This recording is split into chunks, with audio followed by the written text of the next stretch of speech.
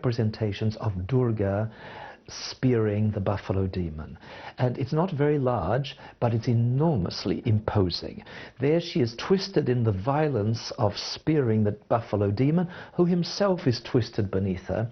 In spite of the energy and violence of the figure, the face of the goddess is almost always detached and serene. It's as if she is above and beyond the actions. Her body expresses the violence, her face expresses an otherworldliness that is truly impressive.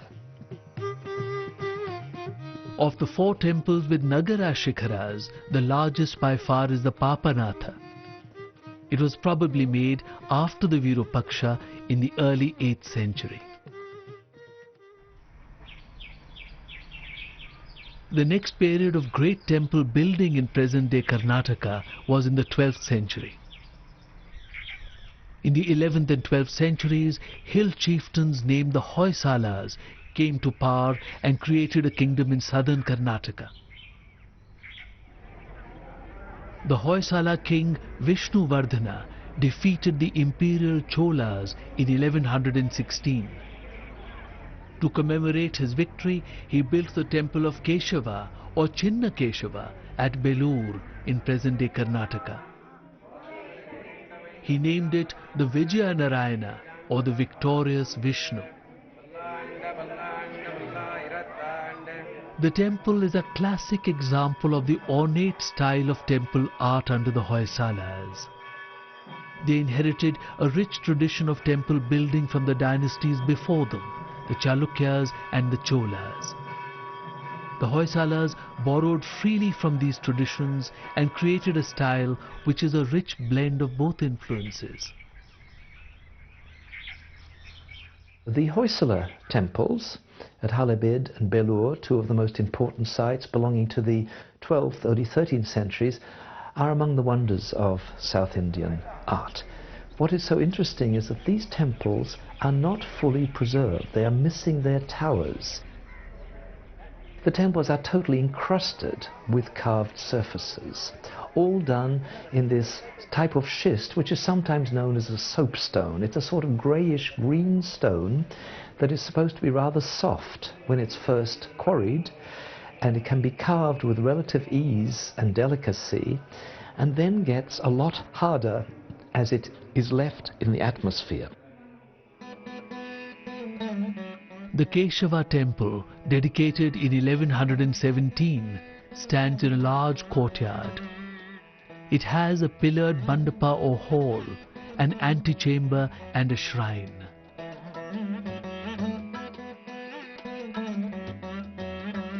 The exterior of the temple is more profusely sculpted than ever before, in a manner which has come to be known as the ornate Hoysala style. Horizontal rows of carvings run around the structure in an ordered and highly organized design. Every inch of wall surface is sculpted, often in miniaturized detail.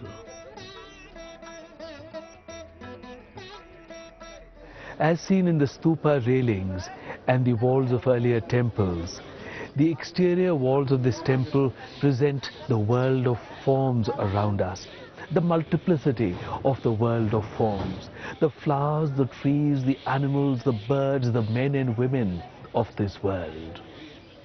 And if we have eyes to see, as the artist here did have eyes to see, we see them in all their beauty. Of course, in Indian thinking, this beauty and the forms of the world themselves are Maya or Mithya, illusions beyond which we must rise to be able to see the truth which is to be found in the Garbhagriha within, the Garbhagriha or womb chamber, where we hope to be born again in true knowledge.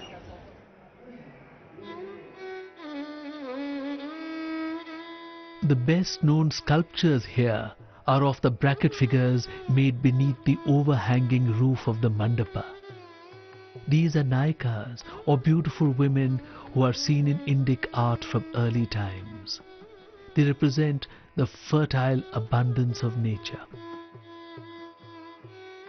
They look in mirrors, they play with monkeys, they hold flowers. They are among the most beautiful, courtly women that we have. And they are obviously magically protective too, because they're positioned exactly at the entrance of the temple, the place where the outside world meets the inside world of the god. The sculptures are a celebration of beauty. The depiction of youthful maidens is considered by medieval texts to be an essential ornament of temples. The emblem of the Hoysala dynasty is a man killing a lion. This is based upon the story of Sala, who was a tribal. He saved a meditating Jain sadhu by killing a lion who was about to pounce on him. With the blessings of the sadhu began the rise to power of Sala, and the Hoysala dynasty was founded.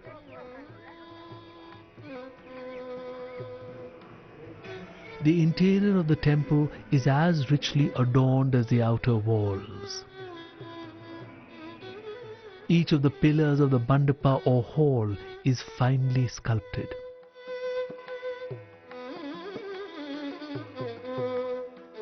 At each corner of the central bay of the mandapa, there are bracket figures of beautiful women.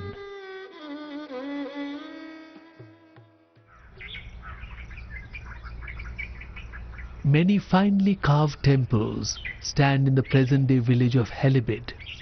Here was once the grand capital of the Hoysalas, known as Dora Samudra. Built between 1121 and 1160, the profusely decorated temple of Hoysaleshwara is the most prominent structure here. As in the case of the Chinnakeshava temple, the towers of Vimanas are missing. Like the previous temple, the Hoysaleshwara is profusely and intricately carved. There is no effort spared in creating a world of fine detail and ornamentation.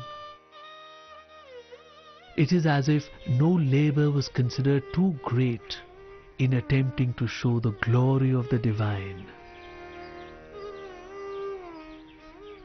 It's almost impossible to understand the architectural design of these monuments because they are so encrusted. Even the doorways are hardly visible outside the sculpture. And then you have guardian figures holding clubs, but you can hardly see the faces of the figures because they are so encrusted with jewelry, with headdress, with swaying necklaces and costumes. So this is a sort of art which privileges the decorative features, all executed in the most crisply carved stonework that one has seen anywhere in India. When you go into the temple, you find these extraordinary columns carved with the most amazing patterns and shapes, and some of them are completely circular with ridges, and these must have been turned on some sort of lathe in order to create these perfectly circular grooves and ridges. Otherwise, how could they have been done? Others are faceted and star-shaped and the most complex shapes, and they glitter because they are polished, so that the inside of the temple is totally gleaming. The region had a tradition of ivory and sandalwood carving, which continues till today. Hoysala sculpture was probably influenced by this form of miniature art. The lowest section of the temple wall has rows of reliefs of animals and birds. Elephants stand for stability and power, and have traditionally been made at the base of the temple as if to hold it up. Above, practically the whole Hindu pantheon is depicted, with an emphasis on the forms of Shiva.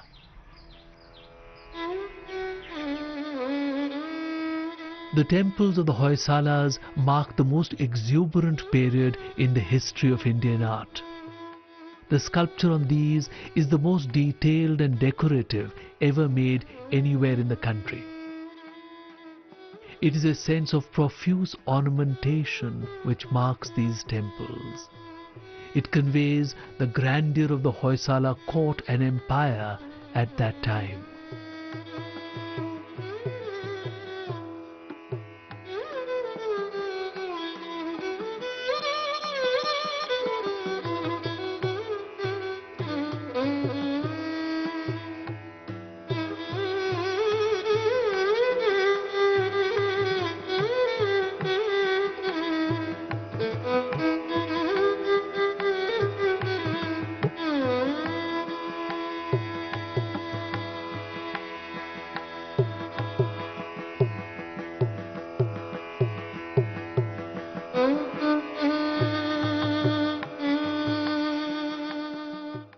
आप देख रहे हैं DD Bharti.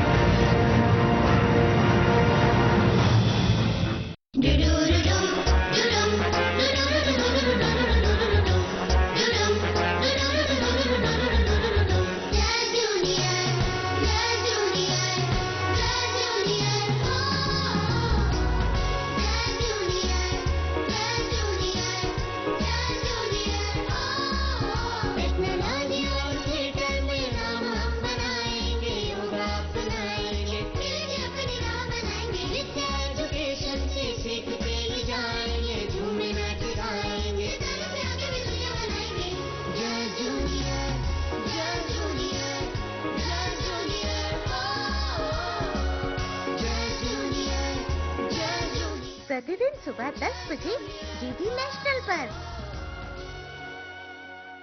ओ दे तन दे रे ना तन दे रे ना ओ दे तन दे रे ना तन दे रे ना ओ दे तन दे रे ना तन दे रे ना ओ दे तन दे रे ना तन दे रे ना ओ दे तन दे रे ना।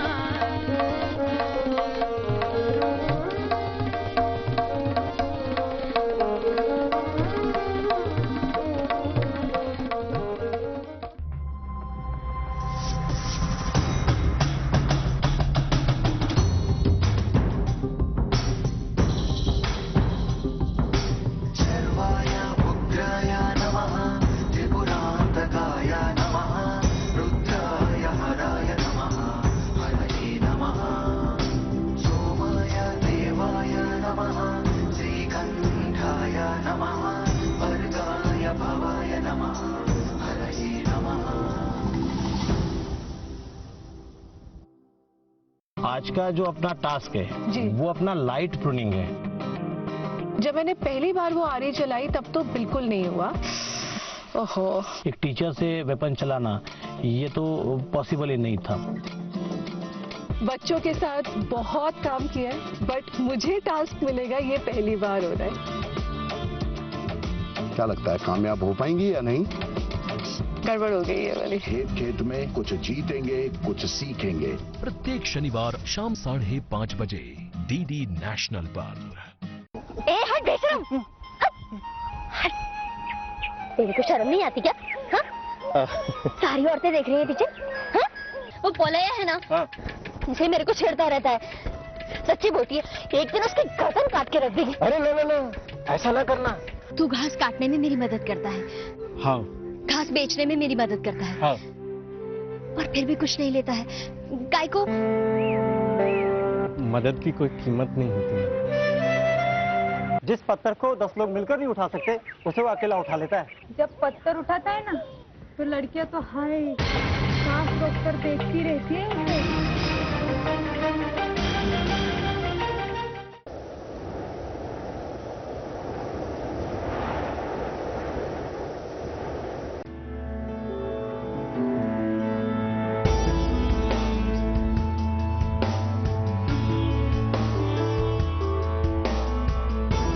लेखनी के मोती विचारों की धार, संस्कृति, प्रेम और ज्ञान अपार। आइए देखते हैं साहित्य संवाद में साहित्यकारों के साक्षात्कार। हर रविवार सुबह 10 बजे और पुनः प्रसारण शाम 4 बजे डीडी भारती पर।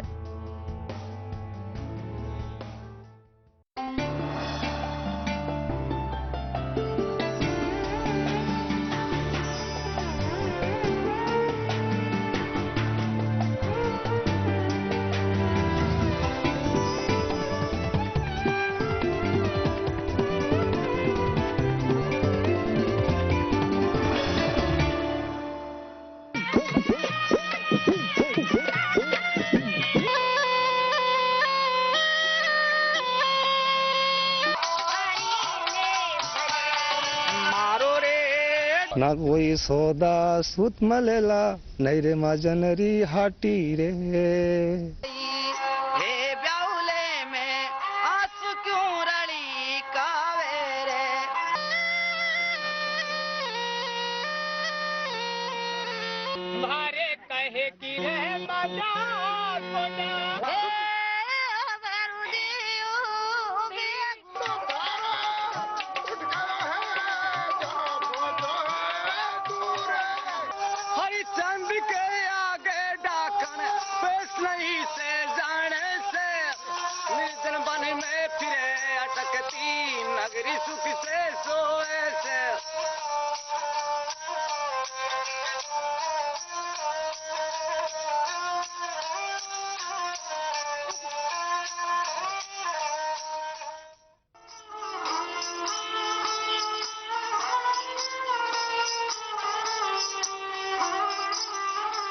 राजस्थान की एक घुमंतु जाति भोपा।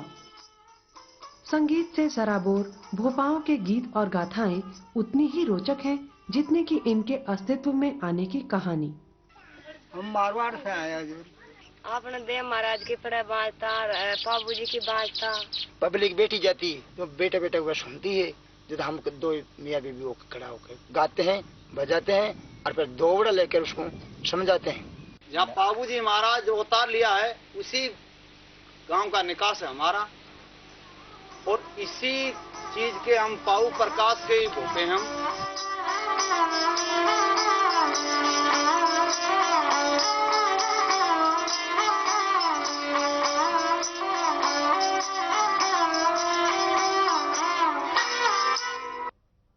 रावण हत्या भोपों को दिया गया और कोई बिरादरी नहीं बजा सकती इसको।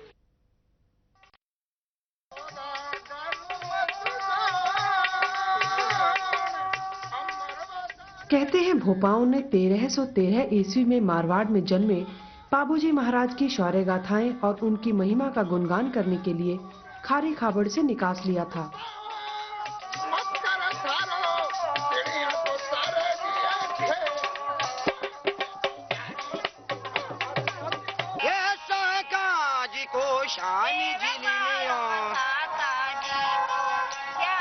तब से आज तक भोपा घुमंतु जीवन जीते हुए अपने संगीत के माध्यम से उस समय की संस्कृति को जिंदा रखे हुए हैं।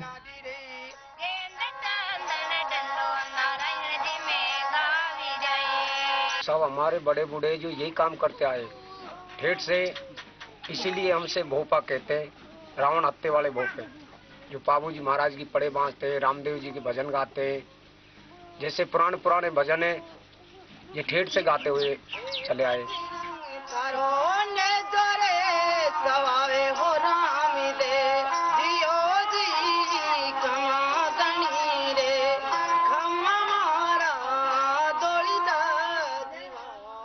भोपाओं के गीत, संगीत, गाथाओं और प्रसंगों में घुमंतु संस्कृति की छाप साफ दिखती है।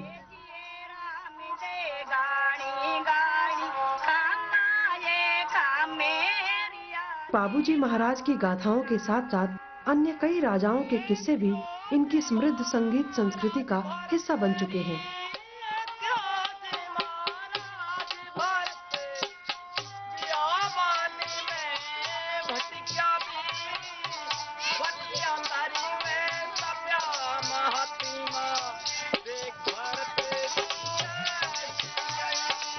जो राजा महाराजा बुलाते थे वो गाने भी सुनते थे, इनाम भी अच्छी देते थे और वो कहानी बनवाते थे।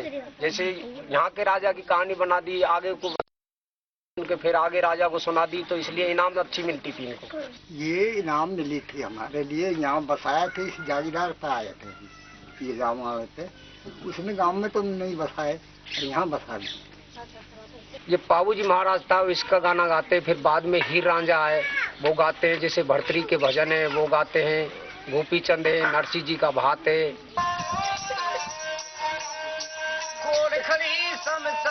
घाट पे आधी राती अंधेरे रे, निर्जन वन में फिरे अकेली के तू पड़ जाते रे, मैं निर्जन वन में फिरे अकेली के तू पड़ जाते रे, मैं। कुछ समाजशास्त्रियों ने इन्हें अपने सांस्कृतिक विश्लेषण में समाज सुधारक का भी दर्जा दिया है। ऐसे समाज सुधारक जिन्होंने संगीत के माध्यम से समाज को नैतिकता के प्रसंग सुनाकर प्रेरित किया।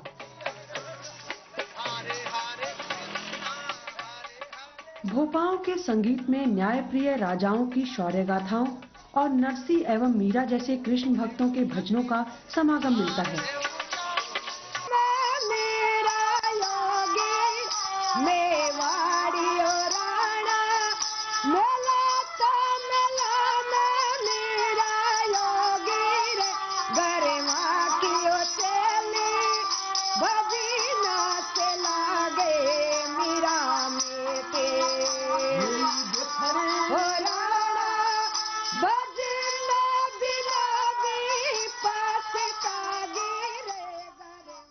भोपाओं की विशेष पहचान है उनका अनूठा वाद्य रावण हत्था। कहते हैं भोपा और रावण हत्था एक दूसरे का पर्याय है। इसके विलक्षण संगीत ने प्राचीन समय में भोपाओं को राज दरबारों में विशेष स्थान दिलवाया। इस साज की संरचना भी अपने आप में विशेष है। इसमें बेंजू के तार लगते हैं, बांस का डंडा लगता है, घोड़ी की पूंछ के बाल लगते हैं, नारियल लगता है और इसमें बकरे का चमड़ा लगता है।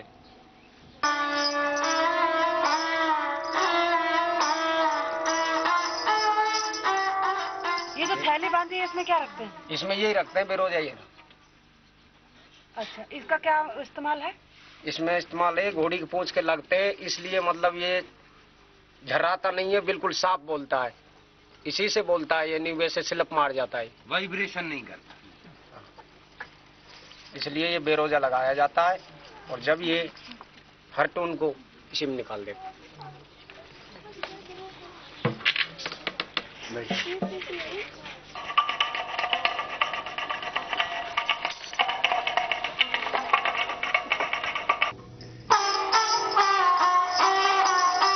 तो इसके अंदर साहब रावण हत्थे के अंदर मतलब 18 खूंटी है, तो 18 में हम पूरा सरगम इसी में मिला लेते हैं। 100 सुर है, वो 100 सुर इसमें निकाल लेते हैं। जहाँ भी गाना है, जहाँ पे आवाज मिलती है, वहाँ पे हम इसको मिला देते हैं। जैसे किसी की मोटी आवाज होती है, किसी की कैसी आवाज होती है, किसी की बारीक होती है, तो हम इसी से मिला के उसकी आवाज पे ले आते हैं इसको। इधर निकाल के दिखाइए थोड़ा सा सुर।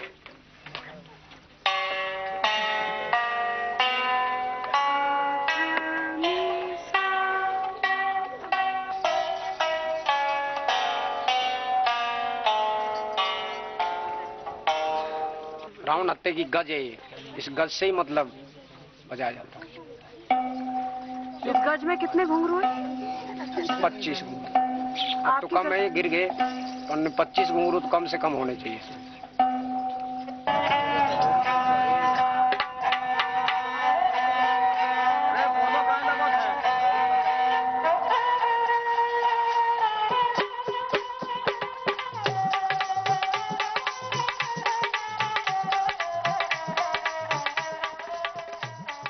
की दिनचर्या में रावण हत्था रचा बसा रहता है, वहीं भोपी अपने गृहस्थ कार्यों में तल्लीन रावण हत्थे की खूंटियों से निकलते मधुर संगीत पर अपने स्वर पक्के करती रहती हैं।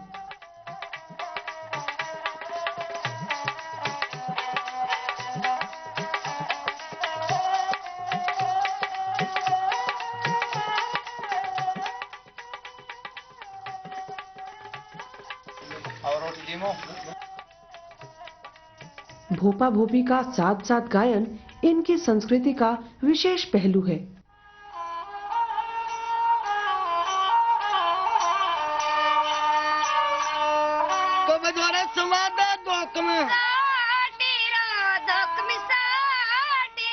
हर भोपी गायन में प्रवीण हो ऐसा नहीं होता, लेकिन संगीत के सच्चे साधक कुछ भोपा अपनी पत्नियों को शादी के बाद भी गायन का विधिवत प्रशिक्षण दे अपने साथ गाने के लिए तैयार करते हैं।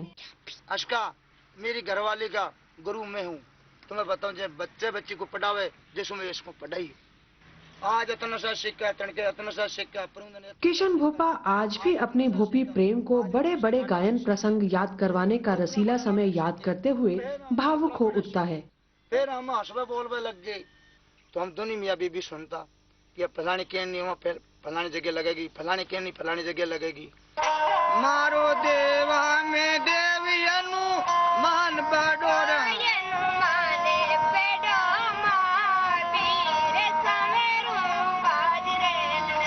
यो तो लंका जल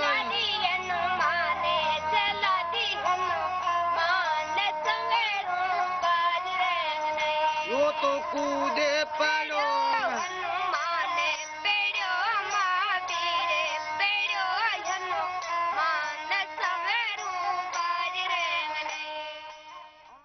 ये कला भी है और ये पेट भर का।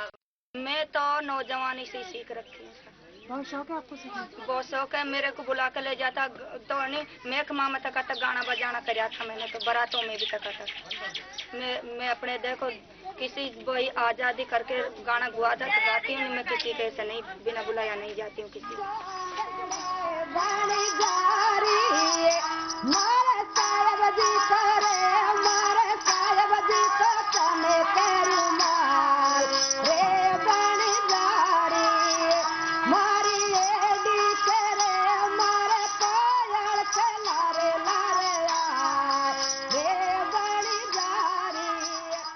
भक्ति और विरह के रस की झलक भोपाओं के संगीत में ही नहीं, जीवन शैली में भी साफ दिखती है। भोपाओं का रहन सहन और खान पान भी अत्यंत साधारण है।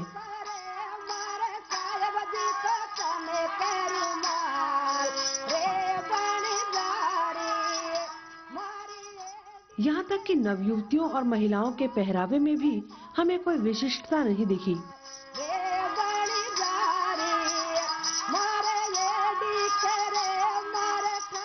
यूँ तो दिन के समय भोपा समुदाय की जीवन शैली सीधी सादी ही दिखती है, लेकिन रात्रि के पहले पहर के साथ ही भोपा संस्कृति मनोविराट रूप धारण करने लगती है।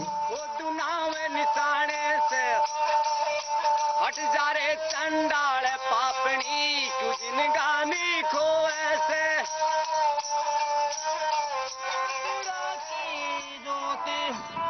उगता सूरज शाम सुबेरे धनी दी आई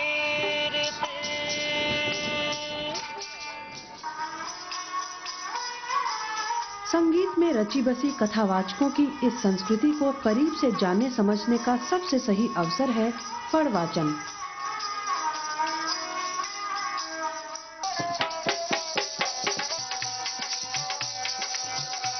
एक लंबी सी धार्मिक देवी देवताओं के चित्रों से सुसज्जित चादर को भोपा अपनी भाषा में फड़ कहते हैं। ये 20 साल पुरानी है साहब, और नंद किशोर नाम है पंडित का, उसने छापी हुई पड़े है भीलवाड़ा की। और जितना भी 36 करोड़ देवी देवता है इसी पड़े के अंदर, राम होया, लक्ष्मण होया। फड़ शब्द हिंदी के ही पढ़ शब्द का अपभ्रंश है, जिसका अर्थ है पढ़ना। सामान्यतः इसकी लंबाई 15 फुट और चौड़ाई 6 फुट होती है। फड़वाचन केवल रात्रि में ही किया जाता है। इसका आयोजन मनौती मांगने के लिए या फिर मनौती पूरी होने पर लोग सामर्थ्य अनुसार करते हैं।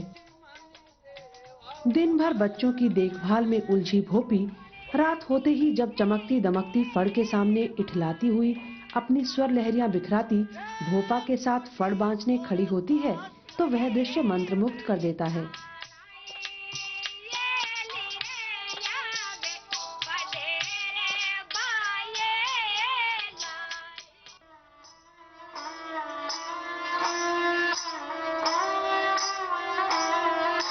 फड़ बांचते समय भोपी हाथों में दीवट लिए रहती है। धीरे धीरे चलते हुए वह दीवट का प्रकाश फड़ के उस भाग पर डालती है जिसका प्रसंग भोपा को बांचना होता है।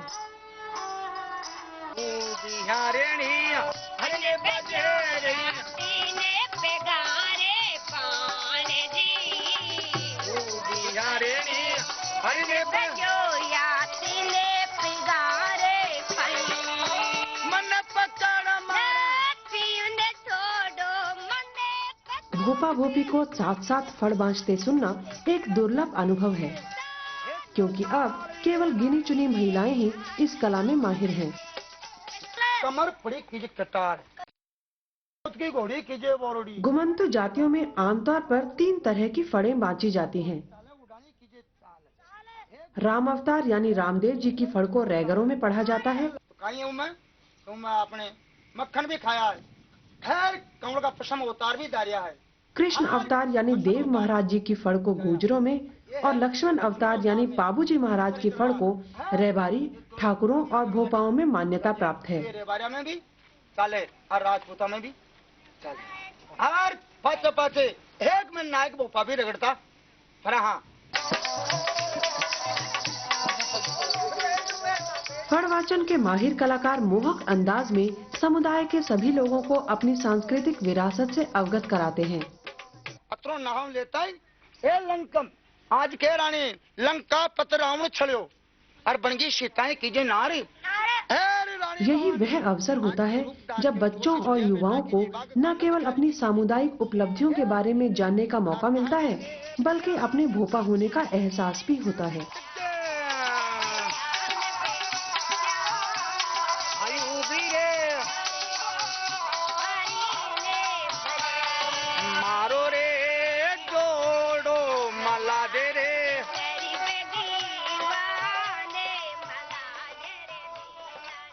फड़ वाचन के समय ताराचंद और सूरज भोपा से हमें कई रोचक तथ्य जानने को मिले।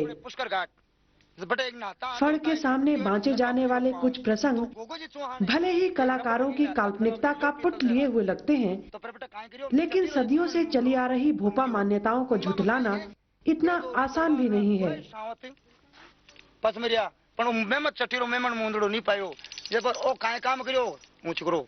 भोपा मानते हैं कि राजस्थान में ऊंट लाने वाले उनके परम पूज्य इष्ट देव पाबूजी महाराज ही थे, जिन्होंने अपने बड़े भाई बूढ़ा जी की सुपुत्री के विवाह में भूरी सांड यानी ऊंट देने का वायदा किया, जिसे पूरा करने के लिए गए।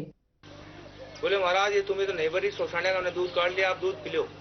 बोले दूध नहीं पीऊंगा, दूध जब भी पीऊंगा जब ये तुम्हें पूरी भर जाएगी। फिर महाराज शक्ति से लेकर उठूं तब दिया रातलपुरी सांड लेकर सांड संभला दी। बोले ले लो, मैंने डायजाम बोली मेरी पूर्ति कर दी मेरी शक्ति की। मैंने लंका सांड लिया या तो कहले हम देवाई को लेकर 21 सांड संभला दी, 1 सांड ऊंट और 20 सांड। और फिर ये सातु सूरमा और पाबूजी महाराज। फड़ वाचन में ही यह पता चलता है कि पाबूजी महाराज की सैन्य शक्ति के संबल नायक जाति के 2 भोपा थे, चंद्रभान और डेमा जी। वो तो है डेमो जी महाराज, वो है चंद्रभान जी, वो है गोगो जी चौहान।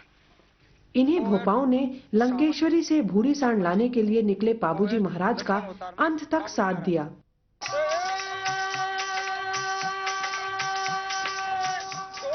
एक अन्य रोचक बात जो भोपा बताते हैं वह है ऊंट के 5 पैर होना। ये 5वां पैर ये 5 पैर है सीने के नीचे, ये 5वां पैर है। ऐसी मान्यता है कि जब लंकेश्वरी से राजस्थान तक का सफर तय करते करते भूरी सांड ठीक से चल नहीं पा रही थी, तो डेमा जी ने अपनी शक्ति से ऊंट के 5वें पैर को आकाश की तरफ दबाकर ऊपर कर दिया।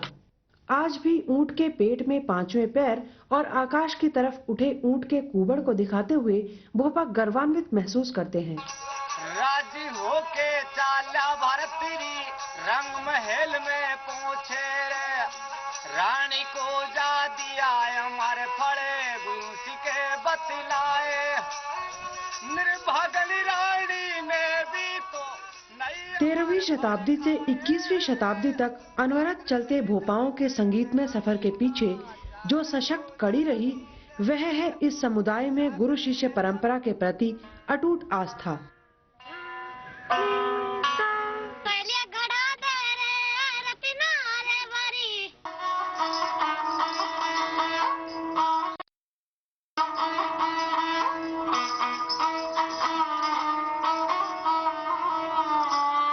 आजकल देखो टेम ही ऐसी रह गई, इसमें मतलब पुराने राग तो कम भरवा रहे और कम सुनते हैं, सब फिल्मों की टून सुनते हैं, तो इसलिए इनको फिल्म की टून ही सिखाई जाती है।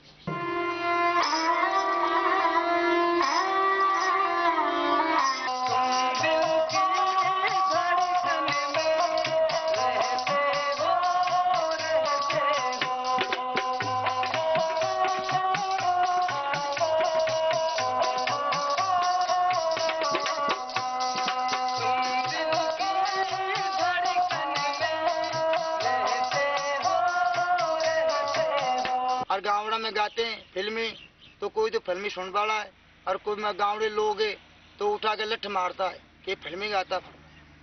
कोई जानता ही नहीं है पहले बुजुर्गों का गाना बजाना। आजकल ये नए नए रेडियो में सीखते हैं तो ये कोई बैंड में चला जाता है, कोई कछु करता है। बदलते दौर में युवाओं का रावण हत्थे पर फिल्मी धुनें बजाने का रुझान मंझे हुए कलाकारों को चिंतित करता है, लेकिन शिष्यों को सिखाने के लिए गुरुओं की तत्परता में कोई कमी नहीं आई है। रावण हत्थे की स्वरलहरियों में पुरानी सभ्यता और सांस्कृतिक विरासत को समेटे भोपाओं की जीवन शैली आज काफी बदल गई है। थिरकती घूमती भोपा संस्कृति आज ठहराव की प्रक्रिया में है। हर घर में टीवी लग रही है, टेप चल रहे हैं, रेडियो चल रहे हैं। इन गाने को सुनते हुए हमारी कलाकारी को कौन देखेगा? ये आगे अजमेर अब हमारा कौन सुनता है? कोई नहीं सुनता। अब राजा महाराजा का दरबार तो रिया नहीं, और ये पुरानी लकीटी पीटते हैं। कोई ठाकर बचवा लेते, कोई रेवारी बचवा लेते।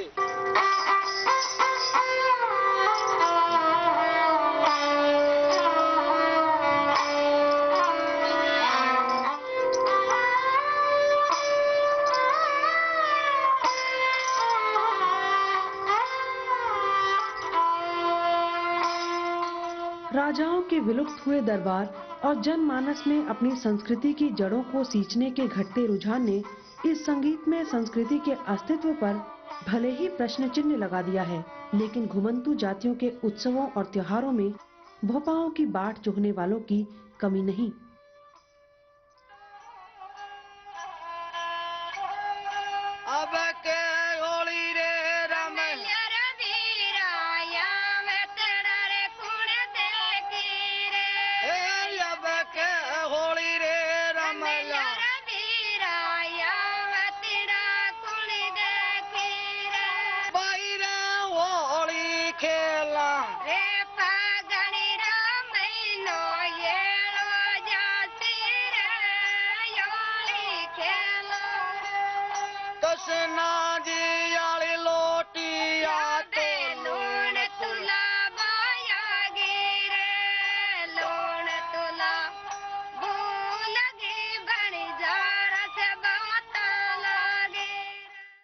देख रहे हैं डीडी भारती।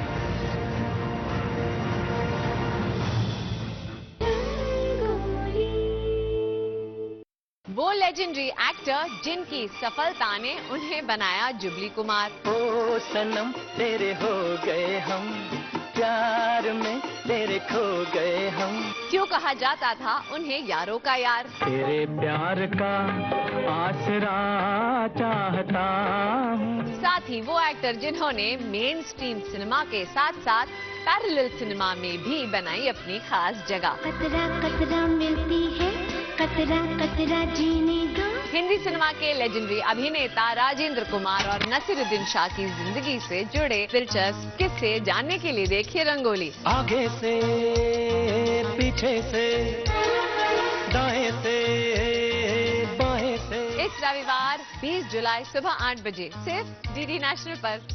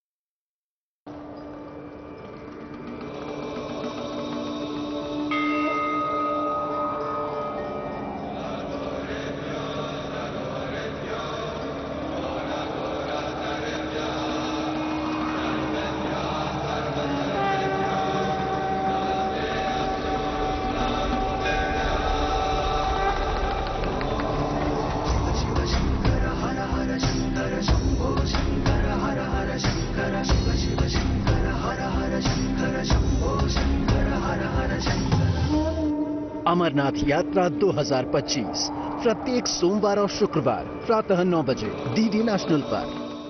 4 चीजें ही एक फाउंडर को फाउंडर बनाती है। नॉलेज, उसका एक्सपीरियंस, पैशन और एटीट्यूड। मेरा नाम है Shivang Kakkar.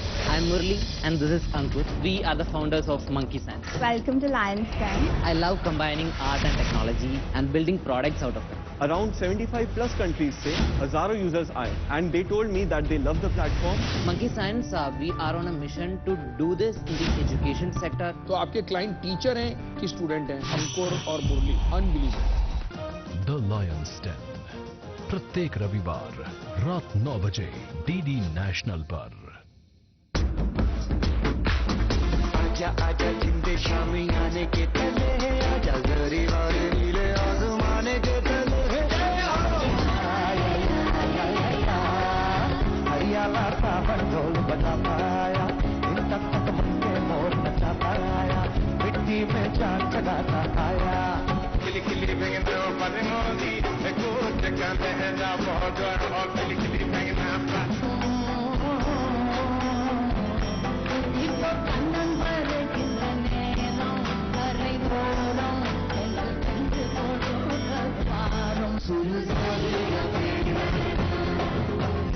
Wave summit 2025 cultural performances, unforgettable moments, प्रत्येक शनिवार और रविवार शाम 6 बजे डीडी नेशनल पर।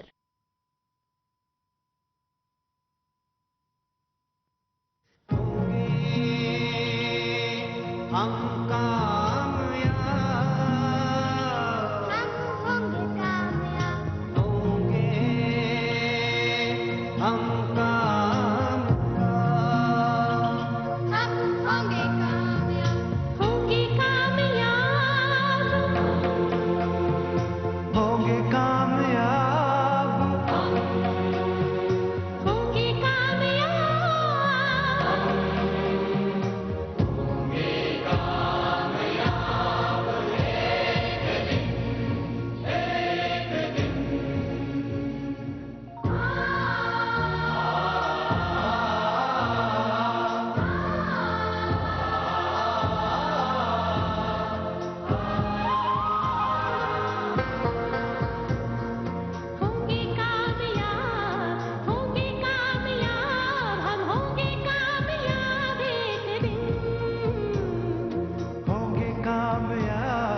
होंगे, कामयाब होंगे, कामयाब।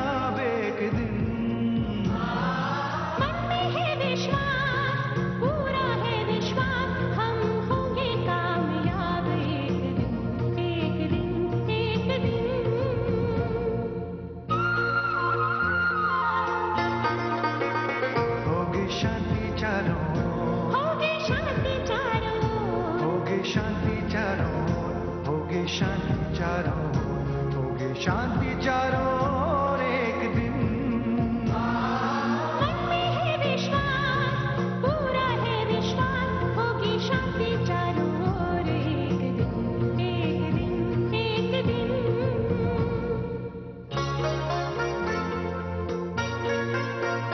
हम चलेंगे साथ साथ, डाल हाथों में हाथ, हम चलेंगे साथ साथ एक दिन।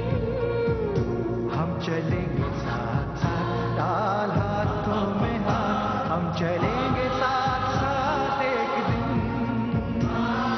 मन में है विश्वास, पूरा है विश्वास, हम चलेंगे साथ साथ एक दिन, एक दिन, एक दिन। होंगे कामयाब, होंगे कामयाब, हम होंगे कामयाब एक दिन। होंगे कामयाब, होंगे कामयाब, हम होंगे कामयाब एक दिन। हम होंगे कामयाब एक दिन। हम होंगे कामयाब एक दिन।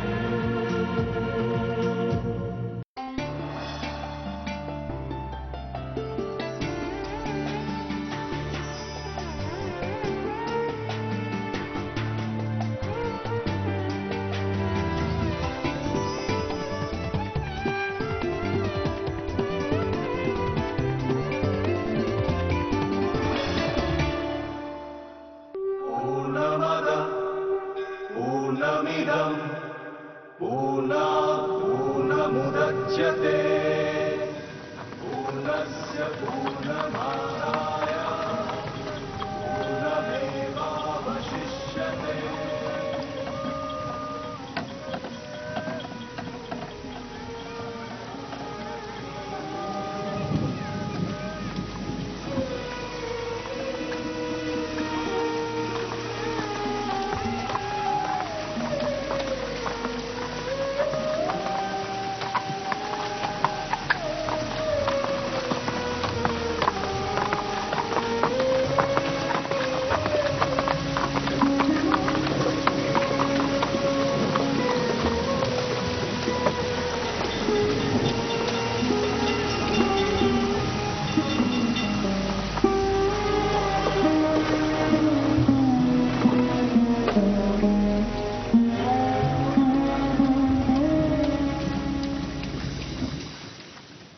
मेरा गोरा इसमें शामिल ना हो।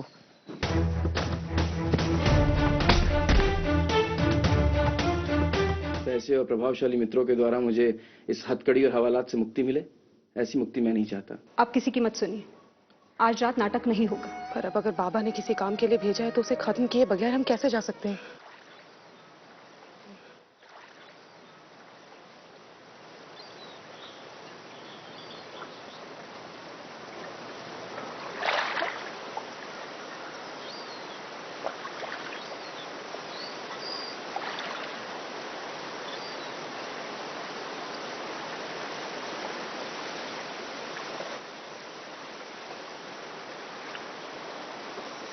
लेकिन लोलिता, स्टीमर तो अब निकलने वाला है। जानती हूँ, मैं कोलकाता जा रही हूँ, मुझसे वहां रुका नहीं गया। और बाकी सब लोग? किसी को मालूम नहीं है, चिट्ठी छोड़कर आई हूँ, जब पढ़ लेंगे तो जान जाएंगे। किंतु लोलिता, देखिए, जहाज छूट चुका है, अब किंतु परंतु से क्या होगा? औरत हूं तो सब कुछ सहना पड़ेगा मुझे। हम औरतों की भी तो कोई पसंद नापसंद होती है। आज वहां अभिनय में हिस्सा लेने से आसान तो मुझे खुदकुशी करना लगता है। गौरमोहन बाबू को मैंने हमेशा गलत ही समझा है, पर वो जिस तरह अपनी बात को पेश करते थे जोर देकर और सब उनकी हाँ में हाँ मिला देते थे, मुझे तो बड़ा गुस्सा आता था। पर आज महसूस हुआ कि गौरमोहन बाबू सिर्फ दूसरों पर ही बल प्रयोग नहीं करते, अपने पर भी करते, और यही है असली शक्ति।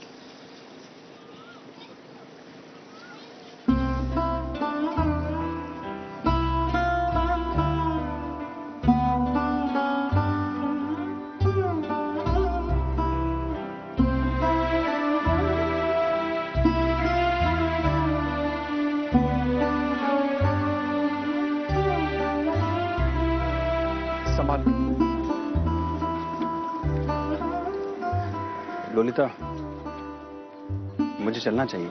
नहीं, बाबा से तो मिल लीजिए।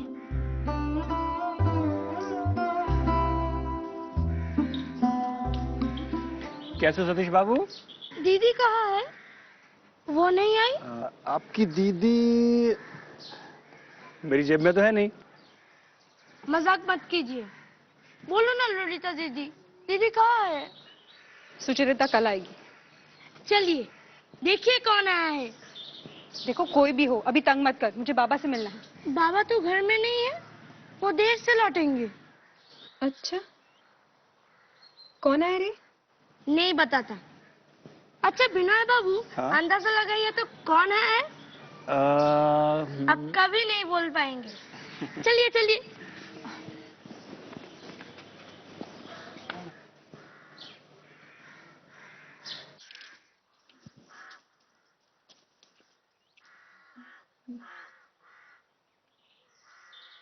मौसी। अरे सतीश, ये मेरी ललिता दीदी है और ये है विनय बाबू। दीदी कल आएंगी। अच्छा बैठो। अरे जीती रहो। प्रणाम मौसी जी। प्रणाम। बैठो बैठो। तुम लोग मुझे नहीं जानते, मैं सतीश की मौसी हूँ। इसकी माँ मेरी सगी छोटी बहन थी। नहीं, सिर्फ सतीश की मौसी कहने से काम नहीं चलेगा, फिर तो हमारा झगड़ा हो जाएगा। एक तो सतीश मुझे दादा नहीं कहता, बिनोय बाबू कहता है।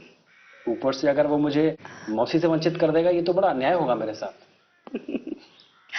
बेटा, तुम्हारी माँ कहाँ रहती है?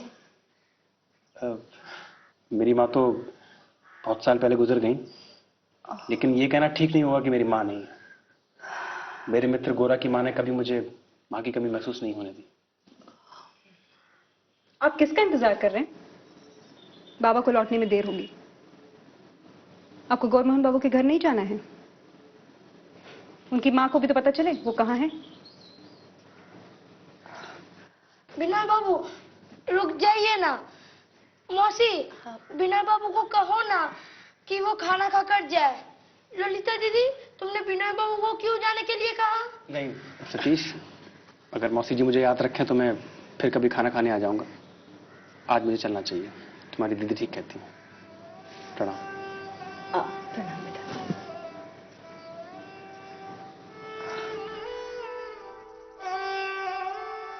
अब सतीश, इधर आ, मैं तुझे पढ़ के सुनाऊं। सुनेगा? अच्छा।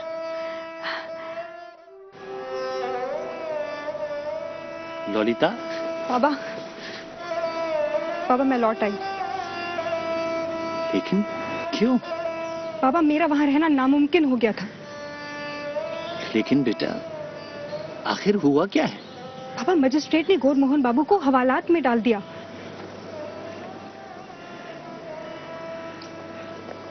चलो अंदर चलो।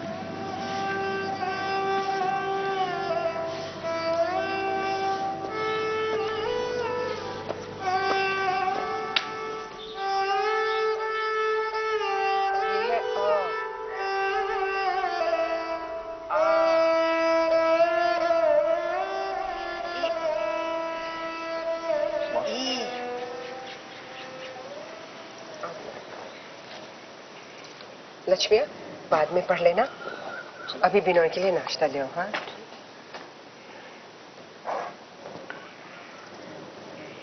माँ मुझे आने में देरी हो गई। मुझे खबर मिल गई। खबर मिल गई आपको? हाँ, गोरा की चिट्ठी आई है।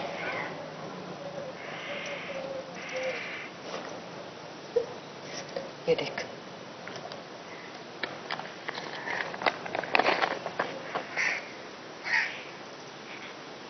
माँ, कारागार तुम्हारे गोरा का अनिष्ट नहीं कर पाएगा, लेकिन अगर इससे तुम्हें थोड़ा भी दुख पहुंचे तो ये मेरे लिए दंड होगा। मैजिस्ट्रेट के दिए गए दंड से कहीं कष्टकर। तुम्हारे लिए सिर्फ अपने बेटे की चिंता करना ठीक नहीं होगा। बहुत सी माओं के बहुत से बेटे बिना अपराध यहां सड़ रहे हैं। मैं उन्हीं के साथ खड़े होकर उनके कष्ट का सहभागी बनना चाहता हूं। जो हम अपनी इच्छा से स्वीकार करते हैं वो कष्ट नहीं होता। तुम्हें मैं विश्वास दिलाता हूं कि मैं कारागार में अपनी इच्छा से हूं और संतुष्ट हूं।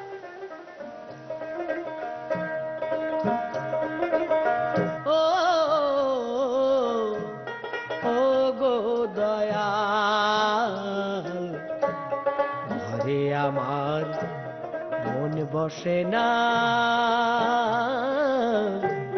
বাইরে আসি তাই ও দয়াল, খোলা মাঠে বাউল সুরে দোতারা বাজার, দয়াল দোতারা বাজার, দয়াল दोतारा बाजाए। बाबा, क्या ये घोर अन्याय नहीं है? बेटा, वास्तव में गौरमोहन बाबू ने किया क्या है ये तो हमें नहीं पता, लेकिन वो उत्साह में आकर कानून की सीमाएं तो तोड़ सकता है, लेकिन जिसे अंग्रेजी में क्राइम कहते हैं ना, वो कभी नहीं कर सकता, क्योंकि वो इसकी फितरत में ही नहीं। लेकिन क्या करोगे बेटा, आज के वक्त की न्याय बुद्धि उतनी विवेकशील नहीं कि अपराध और गलती में फर्क महसूस कर सके। दोनों को एक ही जेल में एक साथ कोलू चलाना पड़ता है और इसका जिम्मेदार कोई एक नहीं बल्कि संपूर्ण मानव जाति है।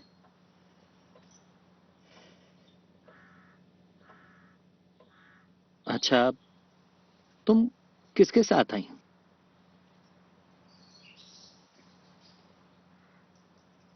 बिनोय बाबू के साथ।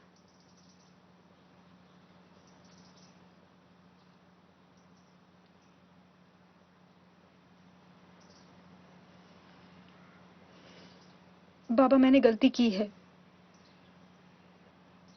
पर बाबा, मजिस्ट्रेट की देशवासियों के प्रति घृणा देखकर मुझे समझ आ गया था कि उनकी हमारे प्रति मेहमान नवाजी में इज्जत नहीं बल्कि एहसान की झलक है। ये समझ में आ जाने के बाद क्या मेरा वहां रहना ठीक होता?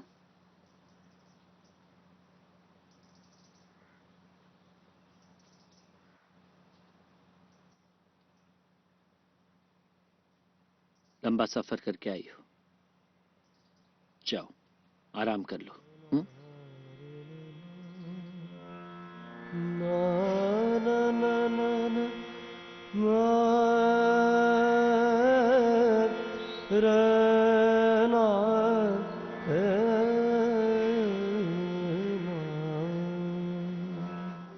बाबा, बाबा, देखिए किसको पकड़ के लाया हूँ। आओ विनोद, प्रणाम। परेश बाबू। खुश। सतीश, स्नान करके भोजन करो। हाँ। बैठिए।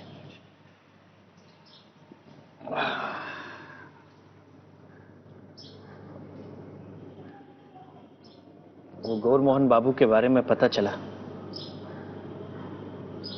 कि उनके परिवार के लिए काफी कठिन समय है, लेकिन उनके परिवार को गर्व महसूस करना चाहिए कि उनका बच्चा अपने संकल्प पे टिका हुआ है। जी, गोरा ने भी अपनी माँ को कुछ ऐसा ही लिखा है। अरे, आपको बाहर ही बैठा दिया। नहीं, आइए ना। बाबू, मुझे चलना चाहिए। आज आज्ञा दीजिए। अच्छा।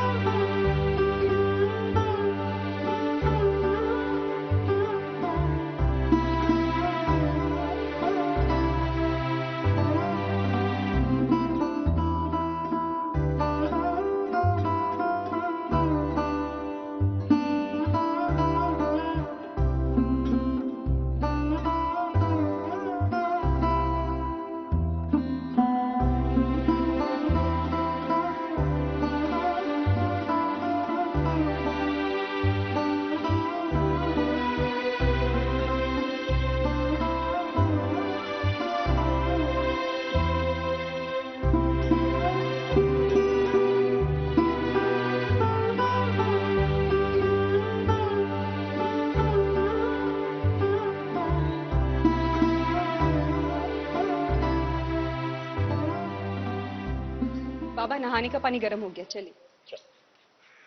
कल एक बहुत बुरी बात हुई है। कल रात ललिता ने इतनी लज्जाजनक बात की है। मैं ललिता से सुन चुका हूं, जो होना था सो हो गया। अब उस बारे में बात करने से कोई फायदा नहीं। जो होना था वो तो हो गया, लेकिन जो कुछ भी हुआ है उसके पीछे के चरित्र की ढिलाई पे चर्चा तो होनी ही चाहिए। अगर आपका अतिरिक्त दुलार ना होता ना, तो ललिता ये करने का साहस कभी नहीं पाती। जब आप पूरी कहानी सुनेंगे तब आप समझेंगे कि आपने उसका कितना बड़ा नुकसान किया है। देखिए पानू बाबू, वक्त के साथ आप भी समझ जाएंगे कि बच्चों की परवरिश में स्नेह और प्रेम का क्या योगदान है। अभी आपको समझ में नहीं आएगा। पानी ठंडा हो जाए। नहीं बेटा, मैं थोड़ी देर में जाता हूँ। बाबा आप स्नान कर लीजिए, सूची दीदी और मैं पानू बाबू का ख्याल रखेंगे।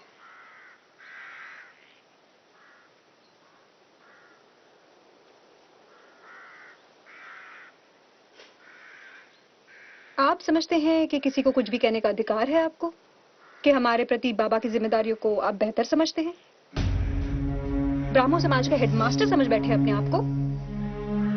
आपके ऊंचा होने का दिखावा हम झेल चुके, लेकिन इस घर में अगर आप बाबा से ऊंचा होने की कोशिश करेंगे तो कोई बर्दाश्त नहीं करेगा, रामदीन भी नहीं।